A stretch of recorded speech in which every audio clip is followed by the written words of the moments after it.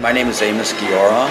I'm a professor of law, and I'm the co-director of the Center for Global Justice at the University of Utah School of Law.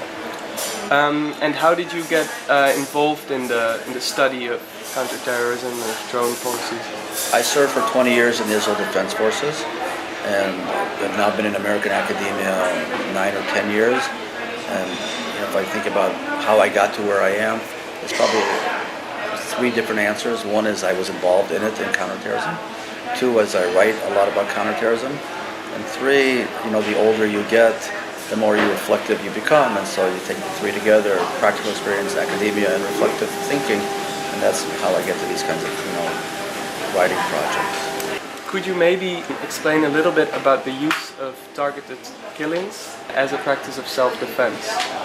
So the question with respect to target killing is, I think the most important question is how do we define who the target is, who's a legitimate target, and how do we define imminence? And that's a circular way of getting to the heart of the matter, which is exactly as you suggest, is what is self-defense and how do we define self-defense, and who can self-defense be applied against? And to my way of thinking, target killing is legal, moral, effective, only if we narrowly define these critical terms, self-defense, legitimate target, and imminence. If you broadly define, then you make everybody a target, not necessarily a legitimate target, but target.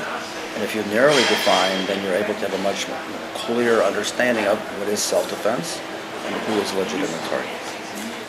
According to international humanitarian law, a legitimate target would either be the armed forces or civilians directly cooperated in the armed struggle. Which are the criteria you distinguish? I would favor somebody who's defined as a direct participant, but here too I would define direct participant narrowly, and I would narrowly define not only direct participant, but when is that participant participating? It's not enough to say X is a participant. That's insufficient. The question is, he engaged at the time that he's been defined as a legitimate target? That's the critical question. And so how would you define that? Somebody whose actions are clearly intended to undertake, contribute to an act of terrorism, that's imminent. And I think it's also really important, going back to your previous question about self-defense, that targeted killing can't be used for revenge purposes or retribution. It has to be predicated on somebody who's going to be involved in a future act of terrorism, because international law doesn't allow for revenge.